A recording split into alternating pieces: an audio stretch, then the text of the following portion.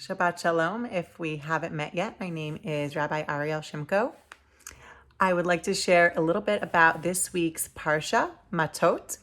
This week is a double Parsha, Matot and Masei. However, we will be discussing only Parashat Matot today.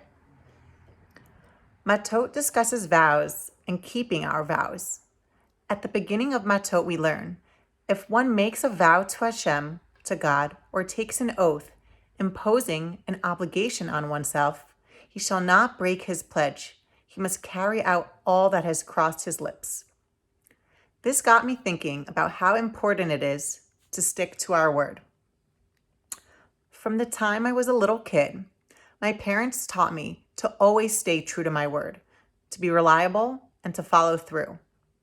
To this day, I can say that I try to be very careful with each word I utter and with each vow I make to myself, my husband, kids, family, and friends. I pride myself on more or less being able to follow through on my word to the best of my ability. This year, when counting the Omer, the 50 days between the second night of Passover and Shavuot, I used a Midot, an attributes Omer calendar by Rabbi Margaret Holub, which offered different focuses for each day of counting the Omer.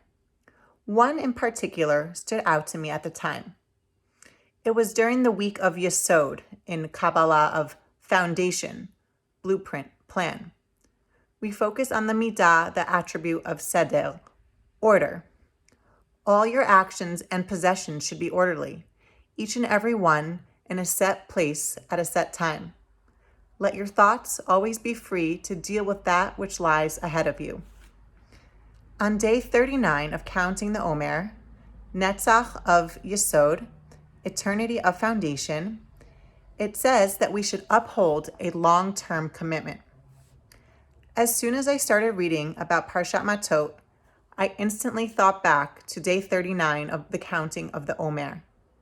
I remember thinking about projects I needed to finish up, certificates I needed to send out, people I wanted to reach out to, and seeing that day 39 of the Omer offered an opportunity to uphold these long-term commitments and gave me the motivation to complete these tasks on my to-do lists. Just recently, my husband and I had been going back and forth on who was going to pick up my daughter's ski equipment from the mountain. I asked him several times to pick it up, and every time I passed the mountain, I considered picking her stuff up. Yet, I had an excuse every time why I couldn't pick up her skis. I was either hungry, tired, busy, it was raining. Yet just the other day, when I was reading about Matot and saw that it opened with staying true to our vows and upholding our commitments, I thought to myself, hey, I think it really may be time to pick up my daughter's skis. So sure enough, on the way home from dropping off my kids yesterday, I stopped by the mountain to pick up her stuff. It may seem like a simple task to be responsible for our obligations and the words that come out of our mouths, but we must remind ourselves daily to carry out our oaths and do what we say we will.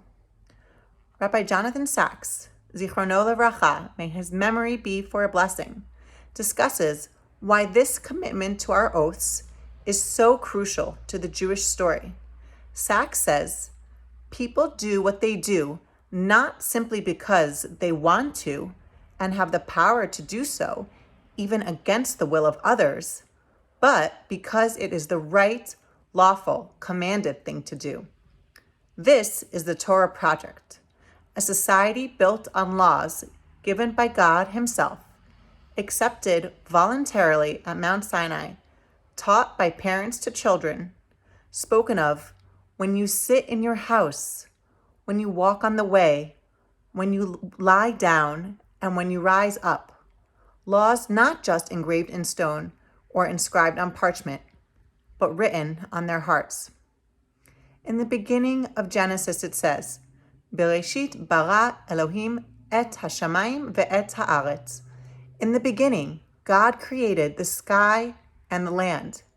There is also that little word et before sky and land. Et is spelled Aleph Taf, And it is said that within these letters, from the first letter of the alphabet, Aleph, until the last letter of the alphabet, Taf, God created all of these letters to create all of the words in the universe. Sachs furthers his contention of the meaning of words by saying, words create moral obligations, and moral obligations, undertaken responsibly and honored faithfully, create the possibility of a free society.